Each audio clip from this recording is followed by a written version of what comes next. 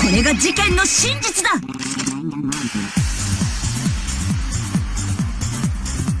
まず一人目の殺人から振り返ってみよう。昨日の深夜のことだ。校舎4階の空き部屋に犯人の姿があった。犯人はそこで自分が計画した高齢術殺人のための仕掛けを準備していた。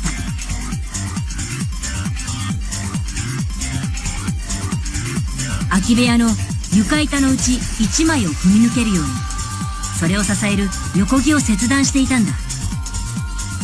校舎4階には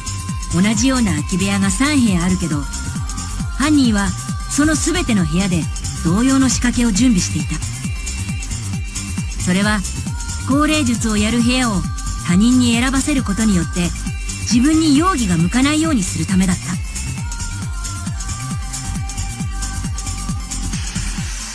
横木を切るにはノコギリが必要だ。きっと犯人は倉庫から持ってきたノコギリで3つの空き部屋全ての横木を切る予定だったんだ。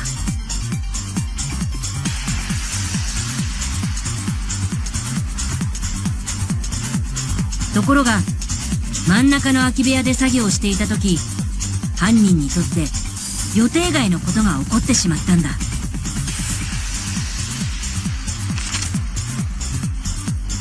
急に真ん中の空き部屋を訪れたアンジーさんに仕掛けを準備しているところを見られてしまったんだ。彼女は蘇りの儀式のために火が必要だった。そこでろうそくを取りに空き部屋を訪れたんだ。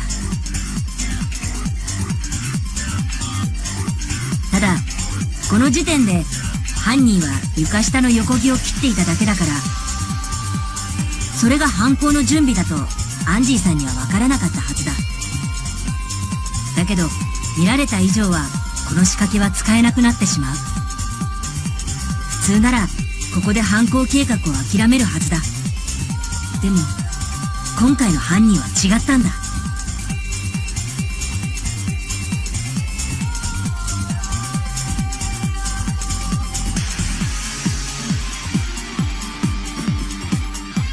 犯人は床から外した床板を手に持つと、不意をついてアンジーさんの頭部を殴った。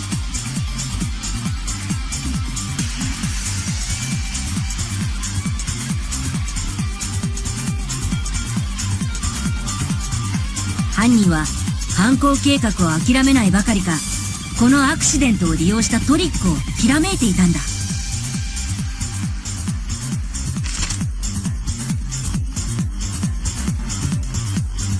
犯人はアンジーさんの傷口にガムテープを巻いて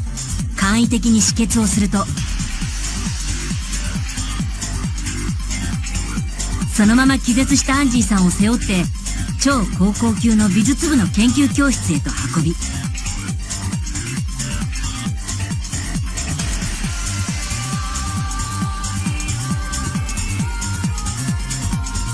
アンジーさんが気絶している間に急いで犯行に必要な準備に取り掛かったんだ。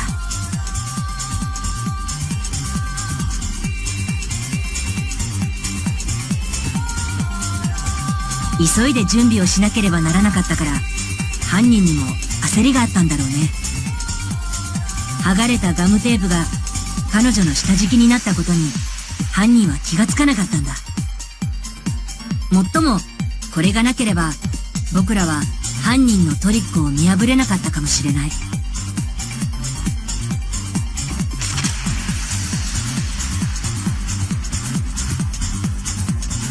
そして犯行計画に必要な道具を持って超高校級の美術部の研究教室に戻ってきた犯人は、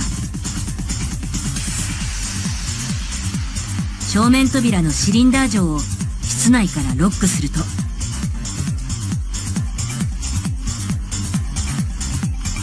超高校級の民族学者の研究教室から持ってきた金箔の日本刀を構えた。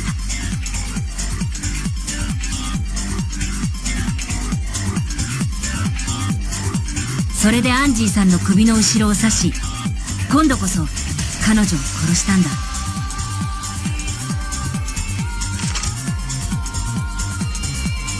そして犯人はその殺人を不可能殺人にするため、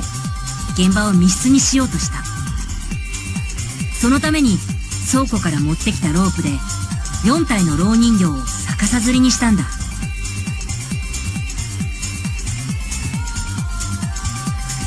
この蝋人形には2つの目的がある。一つは偽装工作として現場にオカルト的な印象を持たせるため、もう一つは密室を作る鍵。そう、文字通り鍵にするためだったんだ。そして犯人は凶器の日本刀を裏口扉の近くにあった赤松さんの蝋人形に突き刺すと、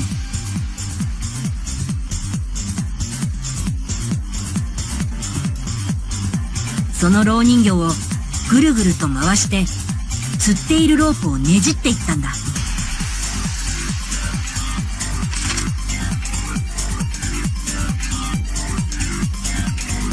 そして十分にロープをねじったところで手を離し、素早く裏口扉から研究教室の外に出たんだ。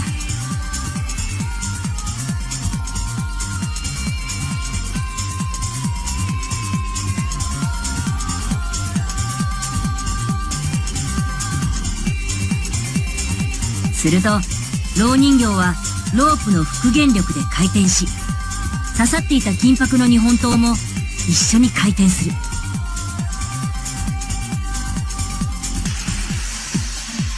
犯人はその回転を利用して日本刀の柄をスライド状のつまみに当てて施錠したんだ。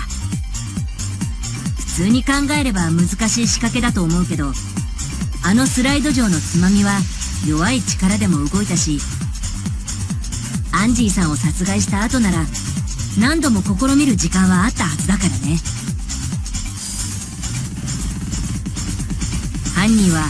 この方法で裏口扉を施錠したものの、ガムテープの証拠を密室に残してきてしまったんだ。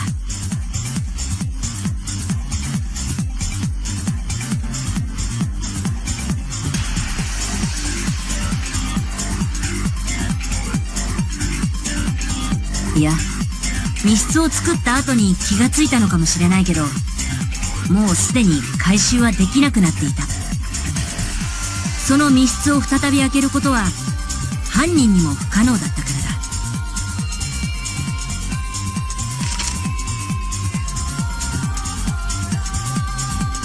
そして今朝、僕たちは犯人が作り出した密室を開けてアンジーさんの死体を発見した。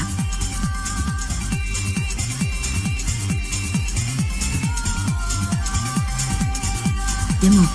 それだけじゃ終わらなかった。犯人はそこからもう一人の殺害を試みたんだ。そして僕たちはまんまと犯人の口車に乗り、降霊術の儀式に協力することになってしまったんだ。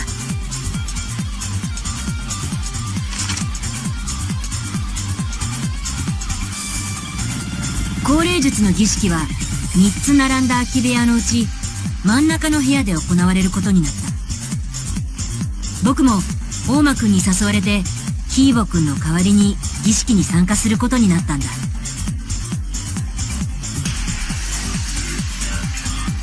口寄せ役には茶柱さんが立候補した。でもまさかその彼女が殺されるとは思ってもなかった。まず犯人は儀式に必要だと言ってあるものを使って茶柱さんの体勢を固定したんだ。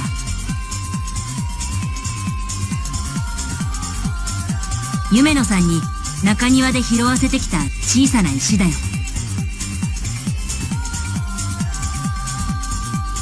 茶柱さんは犯人に言われるがままその石に額をつけ、亀のような体勢で待った。実は標的がその体勢を取ることは犯人の考えた殺人計画にとってはとても重要だったんだ。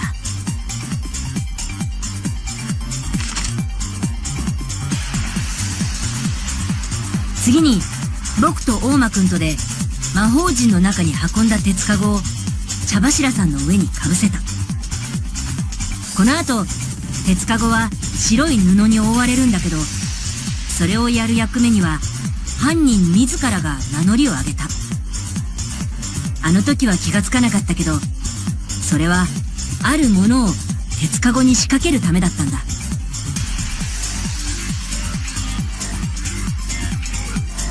そう、茶柱さんを殺害した凶器の鎌だよ。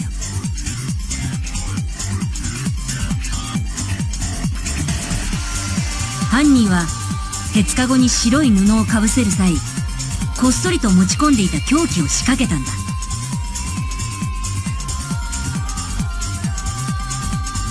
そして最後に参加者4人で犬神様の木像を鉄かごの上に乗せて固定した。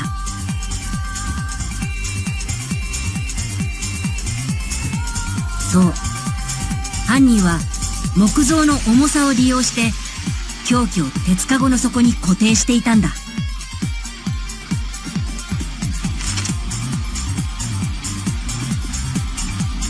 儀式の準備を終えた僕らは犯人の先導のもと降霊術を始めることとなった。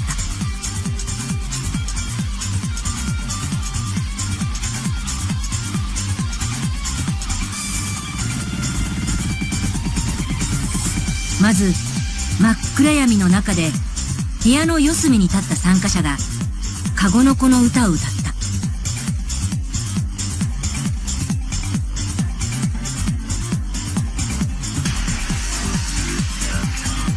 その歌が終わると呼び出した死者の霊が口寄せ役に憑依するということだった。でもその儀式の裏では暗闇を利用した恐ろしい殺人が行われていたんだ。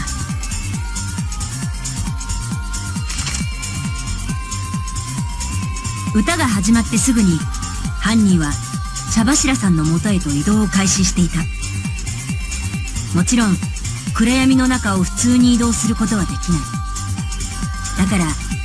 犯人はガイドを事前に用意していたんだ。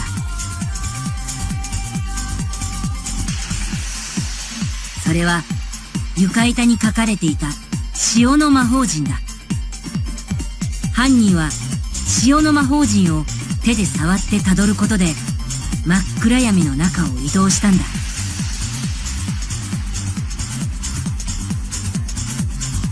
そして口寄せ役である茶柱さんがいる魔法陣の中心へとたどり着いた犯人は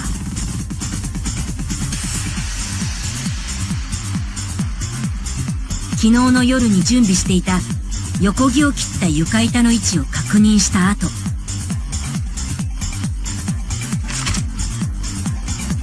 その床板を強く踏み抜いた。床板に座っていた茶柱さんの体はシーソーのように持ち上がり、鉄かごの底に押し付けられる。それと同時に丸まった茶柱さんの首の後ろに鉄かごの底に仕掛けた鎌が突き刺さった。こうやって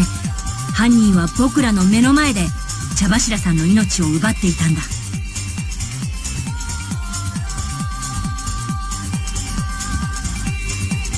犯行を終えた犯人は再び潮の魔法陣をたどって元いた部屋の隅へと戻り、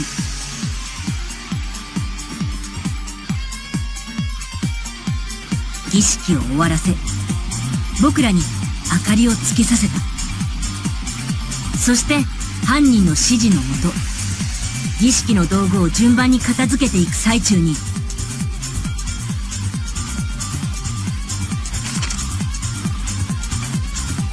僕らは茶柱さんの死体を発見したんだ。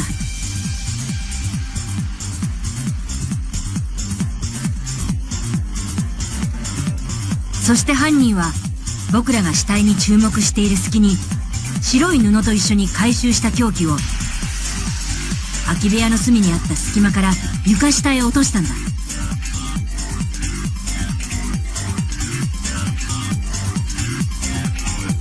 さらにこのトリックの仕上げは図らずも僕らの手によって完成していたんだ。犯人は僕らが犯行の痕跡を消すところまで想定してこのトリックを考えていたんだ。僕らが消してしまった犯行の痕跡。それは犯人が暗闇の中で移動に使った塩の魔法陣だ。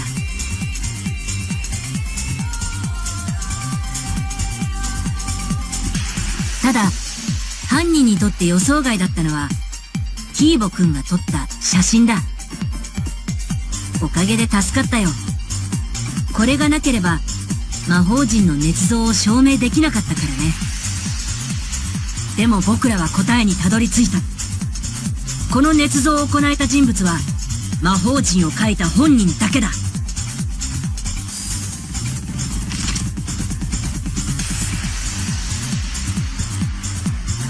超高校級の民族学者新宮寺是暦よ。君がこの連続殺人の犯人だ。